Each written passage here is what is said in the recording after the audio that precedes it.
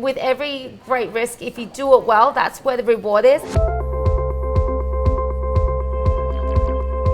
Today we're having beer with Jane Liu, founder of Showpo. Hello. Welcome. Thank you for having Welcome me. to this table. Prior to founding Showpo, you said that you looked upon yourself as someone without an entrepreneurial drive, that you had no interest in or knowledge about fashion, and no retail experience at all.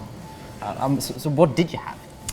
I think I had a lot of spite in me because I wanted to prove certain people wrong when my first business failed, and also people that I used to work with who told me that I was an idiot for quitting. So that really gave me a lot of push. But also I think I have good problem solving skills. Okay. So and I think that's what really being a good entrepreneur is, just being able to deal with problems at every step along the way, and then also just looking at a core market problem and solving it.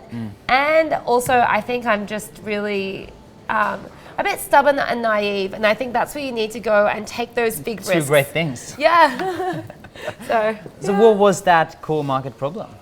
Well, I mean, I always thought that back when I used to work in corporate, I would spend most of my time, so I was working as a business analyst at Ernst & Young, but I would spend most of my time just on Facebook, and sometimes I'd be shopping online, and this is back in like 2009, 2010, there's not that much available. I thought there was a market opportunity there, and my first business, we ran these pop-up stores, and I just thought, how could you possibly get frequent new stock coming in all the time in a traditional retail space? Yeah.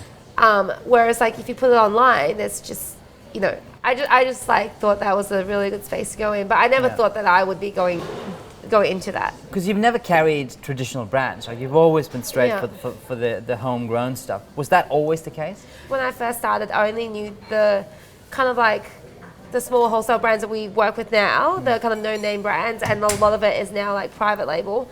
It wasn't a conscious decision, but it's so now private label is where the margin is, and that's how our business has been able to be so stable, profitable, and to grow so quickly. And we've never had to deal with brands, and I think it's very fortunate.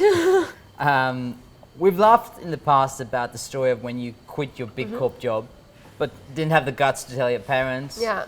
So and you were living at home, so you had to get dressed, suit up in the morning, take the bus with your mom, and then you just walked around the city with an empty briefcase, killing time. Yeah. I mean, and that's a fun story. But jokes aside, was that a dark time?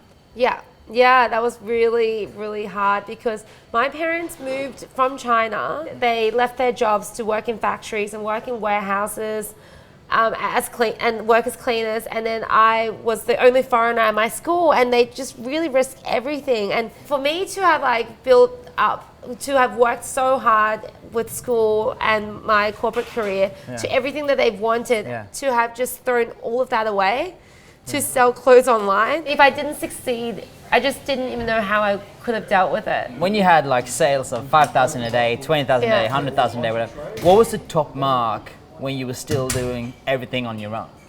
I think, how many orders? We're doing over 100 orders. I remember I had to get my mom to chuck a sickie to help me write envelopes and write thank you notes. Yeah. And then I found she was signing them in her Chinese name. I'm like, no, Mom.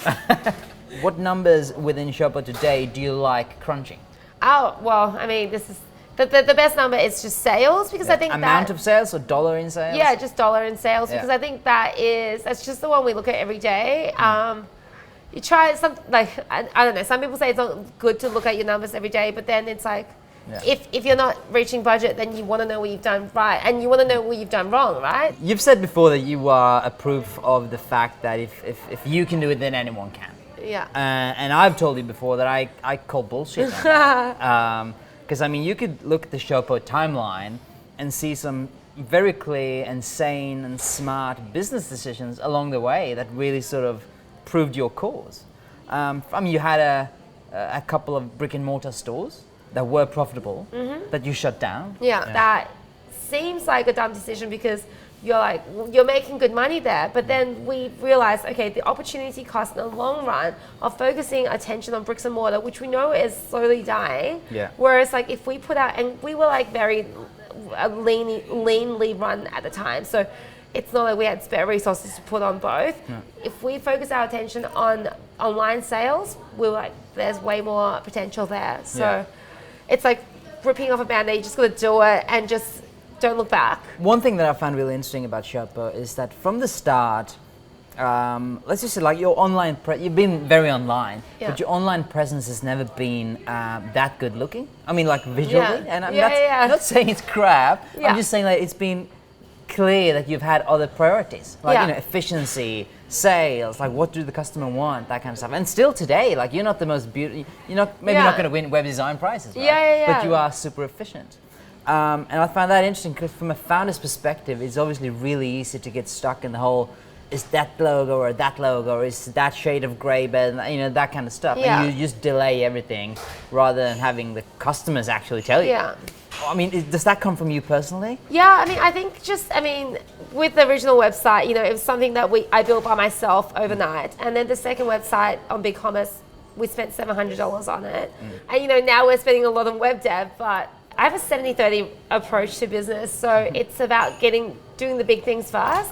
Like you want to A/B test, you want to look at numbers before you make those decisions. For sure. If you keep growing like you do now, when are you at 100 million?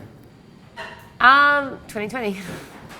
Yeah, we're past the $30 million run rate, which is very exciting. Is that a good party?